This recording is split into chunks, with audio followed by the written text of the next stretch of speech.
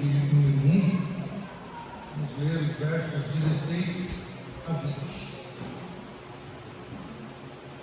Marcos, capítulo 1, versos 16 a 20.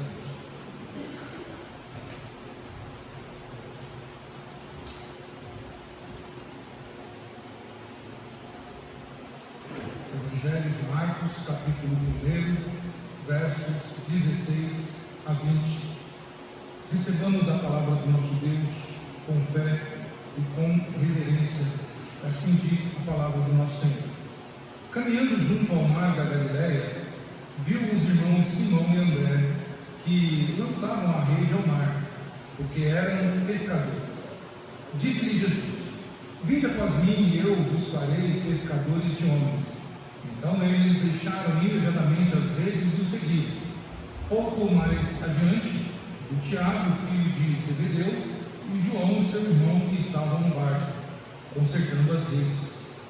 E logo os chamou, deixando eles o barco a seu pai Zebedeu, com os empregados, seguiram após Jesus. Meus irmãos, o Evangelho de Jesus Cristo é maravilhoso, porque desde o princípio nós estamos vendo como o Evangelho é poderoso para transformar vidas, como o Evangelho é eficaz na vida de um pecador.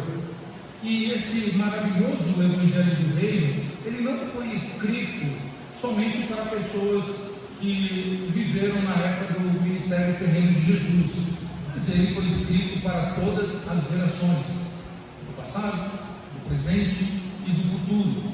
Ele foi escrito para todas as eras. Enquanto o ser humano estiver na terra, o Evangelho de Cristo será o caminho pelo qual as pessoas ouvirão sobre os feitos maravilhosos de Jesus. E sendo assim, não é de nos admirar ou de nos surpreender que logo no início do seu ministério, logo no princípio da caminhada ministerial, Jesus escolhe homens, Jesus seleciona pessoas por meio do seu testemunho oral, do escrito, ele seleciona essas pessoas para que essas pessoas testemunhem ou de forma escrita ou de forma oral e perpetuem a obra de Jesus. Tanto é que hoje nós estamos lendo aquilo que foi relatado pelos apóstolos escolhidos por Jesus.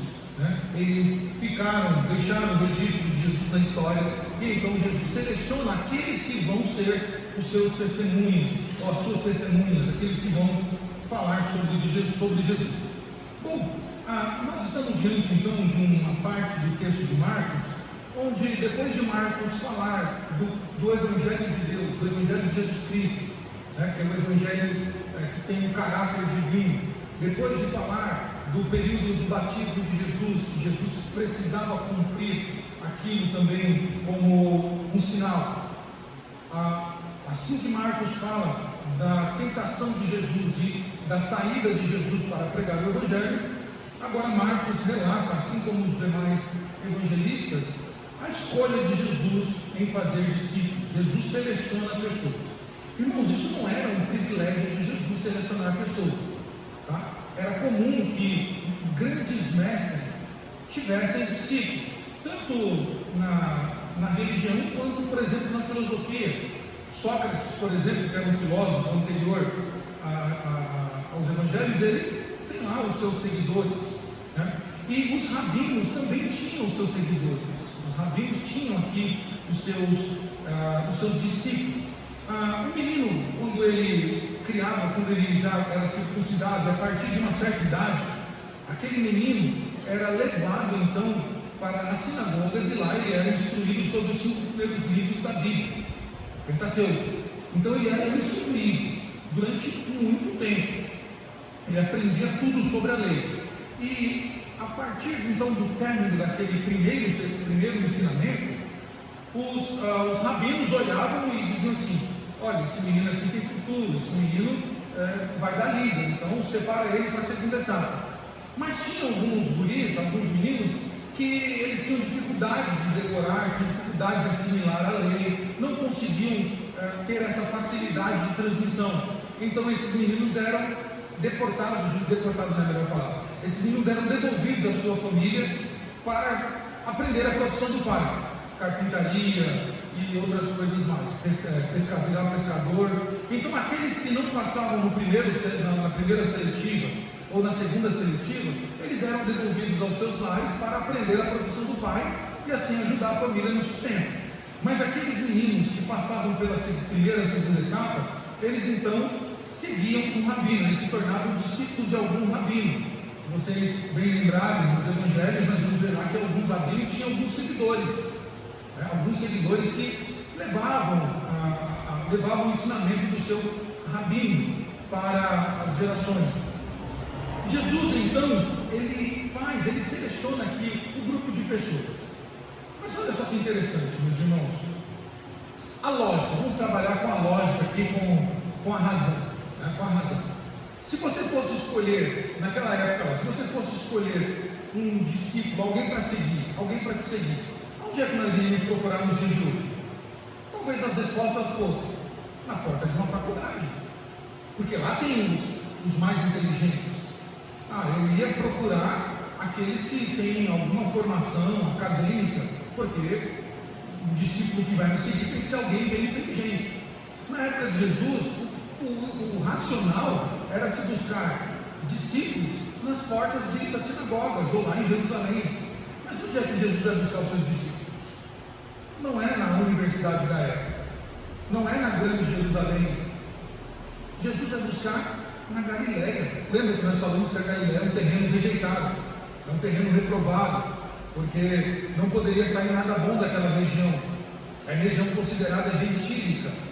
E Jesus ele faz o caminho reverso. Ele não vai buscar os melhores, no sentido os mais capacitados, os que são mais inteligentes, os que são mais bons na lei. Jesus vai buscar quem?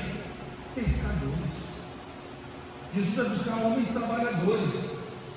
Talvez, meus irmãos, Pedro seja o caso aqui, junto com o seu irmão e com os demais, é aquele guri que na sinagoga teve dificuldade de decorar o decálogo, teve dificuldade de decorar as leis, as histórias. Talvez Pedro não era tão bem instruído e foi rejeitado, porque se ele não está na sinagoga servindo a um rabino, é porque ele foi rejeitado em alguma etapa dessa seleção. Mas Jesus vai lá buscar aqueles que não são, aqueles que perante a sociedade não têm nada a dar, aqueles que não têm faculdade, aqueles que não têm uma capacidade aos olhos humanos. Jesus vai buscar estes homens.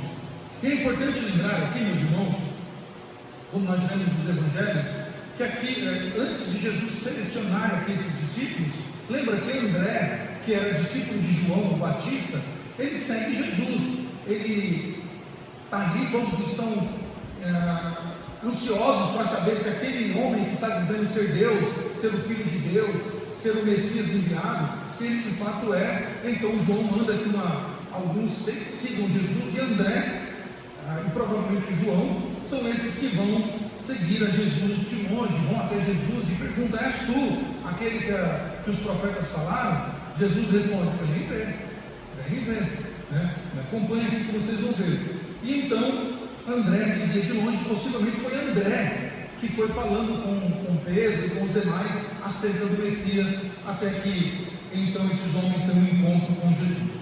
Meus irmãos, nós já de cara nós podemos ter a alegria de saber que o chamado de Deus não é para os acadêmicos, ou somente para os acadêmicos. O chamado de Deus não é só para aqueles que têm 5, 6 idiomas. O chamado de Deus não é para os ricos, para os poderosos.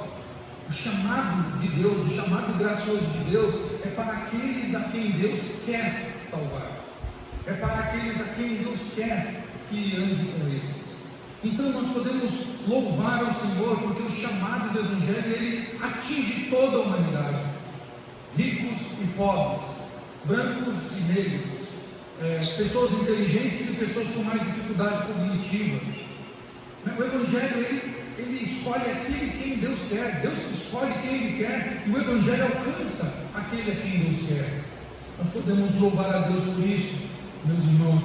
E o verso 16 então mostra que esses homens eram homens simples. Se nós olharmos aqui, diz que Jesus caminhava no mar da Galileia e viu esses irmãos Simão e Pedro que lançavam suas redes ao mar. porque eram pescadores. E o escritor foi didático, ele quis dizer: aqueles homens eram pescadores. É como se a gente fosse elogiar uma pessoa dizendo assim: olha, aquela pessoa é legal, o que ela é? Ela é um garimpo, ela é um professor, ela é um servente de pedreiro. Então, a indicação aqui da profissão é para mostrar que aquelas pessoas eram pessoas simples, tá? Simples, e que Jesus não olha para a simplicidade da pessoa, mas olha para a capacidade. Irmãos, eu fico pensando aqui nas escolhas desses homens, né? Se um pescador, ele tem coragem para desbravar o mar, para entrar num grande mar, desbravar o mar que às vezes é agitado com ondas para lá e para cá, para buscar peixes, como esses homens não teriam coragem de atender o chamado de Jesus e pescar os peixes que Jesus queria para a vida deles? Então, quando nós olhamos para os simples, e é por isso que Jesus chama os simples, as pessoas simples são pessoas corajosas, são pessoas que não têm medo de levantar 5 da manhã, que não tem problema de pegar uma escala 6x1, que não tem problema de trabalhar 12 horas, que não tem problema de dar uma aula para 40 alunos numa sala apertada, que não tem problema de pegar massa e levantar quantas latas de massa e carregar, que não tem problema em varrer uma rua, que não tem problema em limpar uma casa. As pessoas simples são pessoas corajosas, e são dessas que Deus gosta, é dessas que Deus olha com carinho e diz: se essa pessoa na simplicidade, ela tem essa força, ele tem esse braço forte para fazer isso, o que essa pessoa não fará transformada pelo poder de Deus? Agora, com o Evangelho gracioso, meus irmãos, o Evangelho alcança gente simples, gente que não tem glamour social, aqueles que são desprezados, aqueles que a nossa sociedade chama de os invisíveis sociais. Tem até uma pesquisa aí que se fazem de que todas as grandes metrópoles têm um número absurdo dos invisíveis. São aquelas pessoas que eu e você passamos por ela como se ela não existisse. Passamos por elas e nem notamos que ali está um ser humano criado à imagem de Deus, à imagem e semelhança de Deus. Passamos por ela e nem damos atenção. O Evangelho é para essas pessoas. O Evangelho tem que ser pregado para essas pessoas. O Evangelho quer alcançar essas pessoas. E o Evangelho alcança essas pessoas. Meus irmãos, a Bíblia conhece essa visão dos invisíveis sociais. A Bíblia é maravilhosa, meus irmãos, porque antes de algum cientista político social criar a invisibilidade social, a Bíblia já se atentava a isso. Nós podemos ver isso, por exemplo, no caso de Agar. Agar é aquela empregada que foi desprezada pela sua senhora e pelo seu senhor, sai agora grávida, né, uma criança, e vai para o deserto, e ali Agar está, a ponto de morrer, deixa o menino ali e fala: agora vai beber água e vamos morrer. Mas ela é alcançada pelo Senhor. E o que Agar diz na sua oração? Tu és o Deus que vê. Meus irmãos, Deus ele enxerga o simples. Deus ele enxerga aquele que os homens não enxergam. Ainda que eu e você não enxerguemos algumas pessoas e a rotulamos e a deixamos no limbo social, o nosso Deus ele enxerga essas pessoas e ele as ama grandiosamente, assim como ele nos ama. O Evangelho ele enxerga aqueles que são desprezados. Nós podemos ver isso no caso de Davi, quando Saul é desaprovado por Deus, então Samuel é enviado a Ramá para escolher um novo rei. Samuel, assim como eu e você, o que ele faz? Olha para os mais velhos, os mais fortes, musculosos, e vai passando filho por filho, e Samuel diz assim: esse agora é o rei, esse aí tem postura, tem pinta, tem glamour, olha o rosto desse filho, né, do Abinadab, olha o rosto desse outro menino, olha a força física, olha os músculos, o bíceps, tem que ser esse. Deus diz: não, não é esse, você está olhando diferente, eu não olho como você, Samuel, eu olho o coração. Deus não olha. Deus fala: olha, tem um ainda, está faltando alguém? Mas ele é o quê? Ruivo, ele é pastor de ovelhas, ele está lá ele só serve para levar comida para os irmãos e alimentar as ovelhas e trabalhar no campo. Não pode ser Samuel, não pode ser Davi, perdão, não pode ser. Ele é ruivo, olha o preconceito, ele é ruivo, ele é, em outras palavras, o nosso irmão caçula não é ninguém olha para ele. Quando Samuel olha para Davi, talvez, o texto não diz, mas talvez nós podemos falar, conjecturar pela escolha de Samuel, olhar aqueles homens bonitos, fortes, olha para Samuel e fala, mas é esse mesmo, Senhor? É esse mesmo Davi mesmo? Ruivo, magrinho, cuidador de ovelha, está cheirando a ovelha. E Deus escolheu Davi, porque Deus vê o invisível. Deus é aquele que olha para aqueles que a sociedade não olha. Esses homens, meus irmãos, o texto diz que eles eram pescadores, porque ninguém dava mínima para pescador. Ninguém dava mínima para pescador. Então nós vemos que a Bíblia, ela conhece essa visão. E essa experiência, meus irmãos, que é fundamental para a vida do cristão, olhando para esses homens, transforma a vida deles. Foi a mesma experiência que eu e você tivemos quando o Senhor nos chamou. Quando o Senhor nos chamou pela sua preciosa graça, em um momento que talvez que ninguém nos via, em um momento em que nós estávamos ocultos para a nossa família, para os nossos amigos, para a sociedade, no nosso trabalho, mas aquele dia você sabe, que não foram os olhos dos seus familiares que te viram, não foram os olhos dos seus vizinhos que te viram, não foram os olhos da sociedade, foram os olhos cheios de amor do Senhor Deus, dizendo, vem, segue, e cá estamos nós, para a glória dele. Meus irmãos, esse é o Evangelho poderoso, o Evangelho que nos fala que nós podemos não ser vistos pelas pessoas, nós podemos até mesmo ser rejeitados por causa da nossa condição social, por causa do nosso nível financeiro, mas uma vez que o Evangelho nos alcança, uma vez que o Evangelho, fomos chamados pelo Evangelho, pelo poder de Cristo, nós nos tornamos homens e mulheres mais importantes desse mundo, neste mundo. Quer ver um exemplo disso, meus irmãos? Olha só que interessante, a Bíblia vai descrever o nome de alguns poderosos, alguns poderosos, e tinha na época muita gente de nome, muita gente poderosa, mas com certeza, meus irmãos, podemos dizer isso, nenhum daqueles homens poderosos são lembrados homens, ou muitos daqueles poderosos não são lembrados hoje. Quando você vai estudar a história da igreja, você vê que na época de Jesus tinha reis, tinham escribas e sacerdotes com muita posse, com muito poder capital, mas o nome deles não são citados, eles não são lembrados, mas os pescadores são, e nós sabemos o nome deles, né? Pedro, Tiago, João, André, Bartolomeu, Judas, eles estão na ponta das nossas línguas. Mais de 2000 anos depois, alguns nobres e famosos e poderosos foram esquecidos na história, mas aqueles a quem Deus transformou o coração jamais serão esquecidos, jamais serão ocultados, e nós estamos falando deles hoje. Esses pescadores, meus irmãos, é o tipo de pessoas, né? Como fala pescador, é o tipo de pessoa que Jesus escolhe para que eles se transformem em fundamento, para que eles se tornem um marco na vida de alguém. Mas versículo 17 ainda nós vamos ver que Cristo chama esses pescadores, para uma obra. Vejam só, disse-lhes Jesus, vinde após mim e eu vos farei pescadores de homens. Vejam só, Jesus não está chamando eles para uma caminhada sem rumo. Jesus não está chamando aqueles homens para uma caminhada sem destino, para algo fútil. Jesus está chamando eles para uma missão, O termo aqui, o advérbio vinde, meus irmãos, ele dá uma ênfase naquilo, é como se Jesus estivesse dizendo assim, venha aqui, venha aqui, uma ênfase que dá, ou seja, vinde após mim, e vocês serão recompensados, porque eu vou transformar a vida de vocês.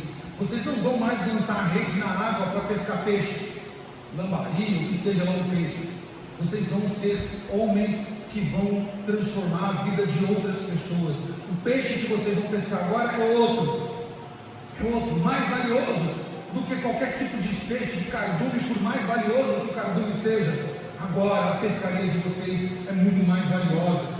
E é importante notar aqui, meus irmãos, que Jesus, ao dizer venham, sigam-me, ele exerce a sua soberania sobre a vida daqueles homens. Jesus está dizendo, vem. Este vem aqui, ele não é carregado de uma condicional, venha se quiser. Guardadas as devidas proporções, as mães e os pais aqui, quando vocês dão uma ordem para o filho, vocês perguntam, assim, venha se você quiser. Não está dizendo, vem aqui, guri, vem aqui, menino, vem aqui. É uma ordem, você não está colocando uma condicional, você está exercendo a sua soberania de pai, de mãe, de avô. O pequeno pode gostar ou não gostar, mas ele tem que obedecer. Pode ir batendo no pé, pode ir, reclamando, mas ele não vai? Claro que vai. Por que ele vai? Porque ele sabe que a sua ordem é uma ordem imperativa. Imperativa e redundância é uma ordem. Sabe que a tua voz ali está no imperativo. Você deu uma ordem e ele não vai te obedecer, ou ela não vai te obedecer. Mesmo dando, mas vai. Jesus exerce a sua soberania sobre os discípulos, dizendo, vem, segue. Porque o chamado de Jesus é eficaz. Ninguém rejeita o chamado de Jesus. E aqui, meus irmãos, cabe a gente tecer esse comentário que é importante, porque a nossa linha teológica, que é diferente da linha arminiana, e eu não quero entrar na teologia só para os irmãos entenderem, a linha arminiana entende que o chamado de Jesus pode ser rejeitado, que uma pessoa pode dizer, não quero Jesus. Nós entendemos que isso não é possível olhando para a Bíblia. Todos aqueles que chegaram-se a Jesus foi porque Jesus chamou, e não foi recusado esse chamado. Mas eu não quero. Você não quer porque Jesus ainda está te travando, ainda está trabalhando na sua vida. Mas quando Jesus der venha, segue, irmãos, ninguém, não há coração que resista ao chamado de Jesus. Não há coração que diga não para Jesus. Não há coração que diga eu não quero. Porque no dia em que a voz de Jesus entrar no coração, a voz do Evangelho, vai causar algo tremendo dentro do coração, e com certeza nós nos lembramos disso quando Jesus nos chamou. Então, meus irmãos, não existe essa vontade livre, esse livre-arbítrio de aceitar ou rejeitar Jesus. Existe o chamado gracioso e eficaz de Jesus sobre a vida do eleito. Então, meus irmãos, embora aqui nós temos essa fala voltada para a questão da salvação, nós entendemos que ninguém pode rejeitar esse chamado, como Simão e André, em primeiro momento, não rejeitam o chamado de Jesus, porque Jesus ele é soberano sobre a sua criação.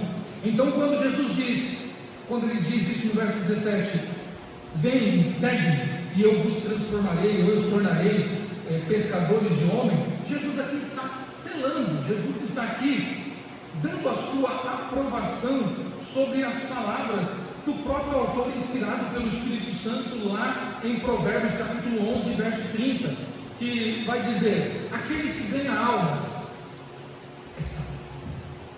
Eu gosto muito desse texto. Aqueles que ganham alma é sábio, ou aquele que ganha alma é sábio. Então veja, Jesus está dizendo para eles, eu vou trazer vocês para um campo da sabedoria, vocês vão ganhar almas, vocês vão aprender o que é ganhar uma alma, e vocês vão se tornar sábios para a glória de Deus. Versos 18 a 20, meus irmãos, Jesus concluindo aqui o seu chamado, ele diz, então eles deixaram imediatamente a rede e o seguiram.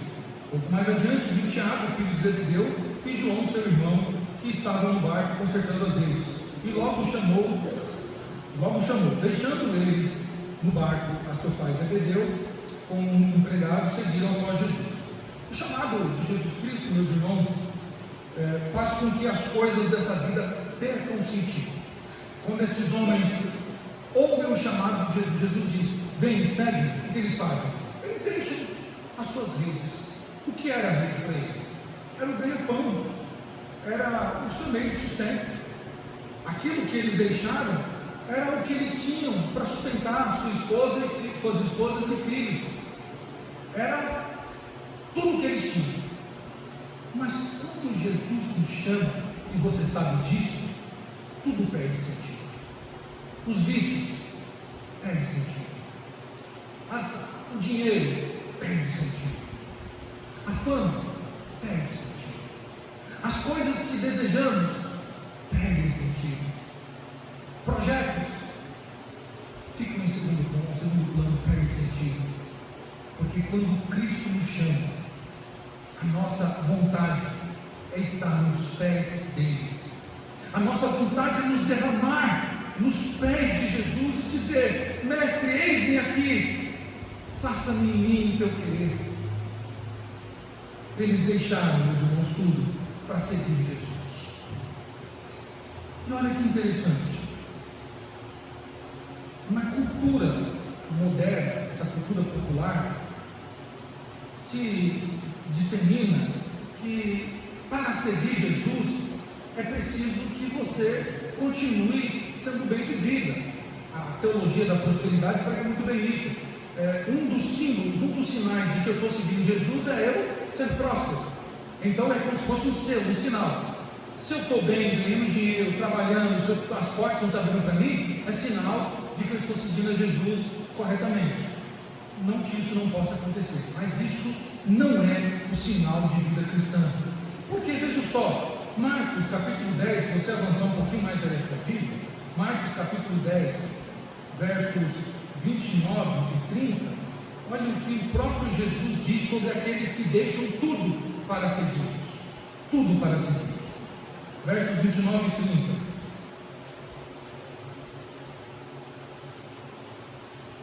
Tornou Jesus, em verdade vos digo, que ninguém há que tenha deixado casa, ou irmãos, ou irmãs, ou mãe, ou pai, ou filho, ou campos, por amor de mim, por amor do Evangelho, que não receba já no presente o cêntuplo de casas, irmãos, casas, mães, filhos e campos, com perseguições, e no mundo por vir a vida eterna. Porém, muitos serão os últimos e os últimos serão os primeiros. Jesus está dizendo aqui, a recompensa, mas a recompensa não é material propriamente. Quando nós deixamos aqui casa, irmão, já falando de família, Jesus está dizendo: eu vou acrescentar a família para você. Você vai ter muitos irmãos, você vai ter muitos pais, você vai ter muitas mães, você vai ter muitos irmãos ao seguir Jesus. Jesus está dizendo: ninguém perde ao me seguir, ninguém que me segue perde nada. Pelo contrário, Jesus acrescenta muito mais na vida daqueles, não só nessa vida, como na vida eterna. Meus irmãos, Jesus está dizendo aqui para os discípulos: vocês não vão perder nada em me seguir. Por isso eles lançam as suas vidas ao chão, seguem Jesus, porque a recompensa de seguir Jesus, meus irmãos, é muito maior do que esse mundo pode nos dar. E a disponibilidade que eles tinham de seguir Jesus, meus irmãos, serve de exemplo e de desafio para mim e para você. Nós temos deixado tudo para seguir Jesus? Nós temos desapegado das coisas dessa vida para seguir a Jesus? Eu não estou dizendo que você deve fazer voto de pobreza, você tem que abandonar sua mãe, tem que deixar seu pai, chegar em casa e falar: pai, fui. Não, não é isso, pelo amor de Deus. Não é isso, isso não é o que o Evangelho diz. Mas o que o Evangelho diz é: aquilo que o teu coração tem se apegado, seu coração tem se apegado, você tem deixado por amor ao Evangelho, por amor a Cristo? Os discípulos, meus irmãos, de Jesus, eles nos ensinam em 5 atitudes que nós podemos ver claramente neste trecho. Primeiro, seguir Jesus, eles seguem Jesus após o convite. Jesus convidou, se o convite foi feito, não recuse o convite de Cristo. O convite, não recuse o convite de Cristo. Amanhã, depois de amanhã pode não vir. É velha essa história, mas a gente precisa falar. Amanhã pode não vir. Crianças, não recusem o convite de Cristo quando chegar o momento da profissão de fé de vocês. Não recusem o convite de Cristo. Seguir a Jesus não é fazer parte de uma igreja apenas, não é levar uma Bíblia embaixo do braço, não é carregar o rótulo de cristão, mas seguir a Jesus é aceitar o convite dele. Quando ele chama, nós precisamos seguir. Segundo, esse convite, meus irmãos, Jesus é para um treinamento. E esse treinamento que Jesus vai fazer na vida desses discípulos, notem que Jesus chama eles não para pregar o Evangelho ainda, mas para seguir Jesus. E seguir aqui é observar, aprender, serem discipulados por Jesus, para então pregar o Evangelho. Se nós formos lá em Marcos 16, que nós lemos na liturgia, Jesus diz: ide por todo mundo, fazei discípulos. Tá? Fazei discípulos. Né? Vocês vão pregar e vão fazer discípulos. Então, fazer discípulo é algo que eu e você devemos ter em mente, meus irmãos. A pregação do Evangelho é para que nós façamos discípulos de Cristo. Então, precisamos ser treinados por Jesus, para parecer mais com Ele, para fazer o que Ele faz, para falar como Ele fala, para seguir a Jesus e andar como Ele andou. Terceiro, disposição para ganhar outras pessoas que aceitarão os chamados para serem pescadores de homens. Então, eu e você, quando nós seguimos a Jesus, nós precisamos ter essa disposição de ganhar outras pessoas para Cristo. Você e eu fomos chamados, meus irmãos, para serem pescadores e pescadoras de homens. Não deixe esse peixe fugir da sua rede, não. Joga a rede, lança o anzol. Tem a bom de pescaria aí, né? Lança o anzol lá, né? Se voltou vazio, lança a isca de novo, mas não deixe esse peixe fugir, meu irmão. Você foi chamado para ser um pescador. Tem muitos peixes neste mundo que estão soltos, esperando a rede ser lançada. E você, eu e você, nós somos os pescadores de Jesus. E peixe não falta, falta pescador. Peixe não falta, né? Peixe está aí muitos. Então não negligenciamos esse chamado que Deus nos colocou. E por fim, deixe os interesses particulares em segundo plano, né? Deixe os nossos interesses em segundo plano. Eu não estou dizendo que nós devemos ser displicentes com a nossa vida, jamais isso. Devemos gerenciar a nossa vida, devemos cuidar da nossa vida, isso também é servir a Cristo. Mas nós não podemos, meus irmãos, colocar os nossos interesses pessoais em primeiro plano e deixar o Evangelho em segundo plano. Aqueles homens deixaram redes, eles deixaram seus pais, deixaram seus empregados para seguirem a Jesus. Será que o que nos falta deixar ainda? O que nos falta entender que o nosso bem-estar, meus irmãos, não pode ser em primeiro lugar para nós, embora Deus cuidará deles e Deus não deixará faltar nada a nós. Deus não deixará. A Bíblia diz isso, né? Nunca vi o justo mendigar o pão nem a sua descendência. Ali fala do cuidado que Deus vai ter com aqueles que seguem a Deus, aqueles que servem ao Senhor. Ninguém que se dedicou ao Senhor, ninguém que se dedicou ao Evangelho ficou fora dos cuidados do Senhor. Até porque quem é que sabe o que você precisa? Quem sabe como está a sua condição hoje? Deus. Talvez nem sua esposa sabe da realidade da sua situação, mas Jesus sabe. Então Ele cuida de nós. Por isso, meus irmãos, deixamos os nossos interesses em segundo plano e nos dediquemos ao Senhor nosso Deus, porque todas as demais coisas serão nos acrescentadas. Não é isso que Jesus disse lá em Mateus 6? Né? Buscar primeiro o reino de Deus e a sua justiça, e as demais coisas nos serão acrescentadas. Por fim, meus irmãos, concluindo, qual será a nossa disposição hoje? Qual é a tua disposição hoje quanto ao Evangelho de Jesus Cristo? Qual é o teu objetivo em ser um cristão? Você tem exercido e usado as ferramentas que Deus te deu nessa nova profissão que Ele otorgou sobre você, que é ser pescador?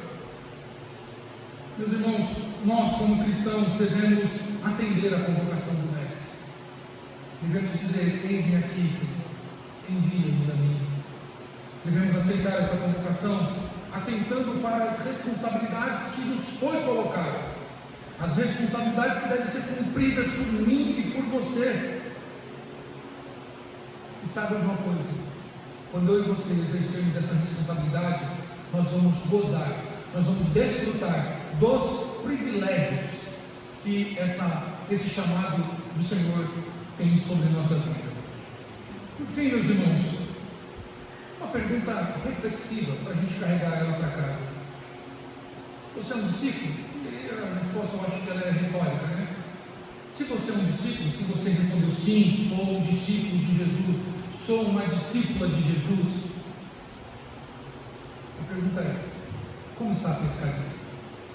Se você é um discípulo de Jesus, como está a pescaria?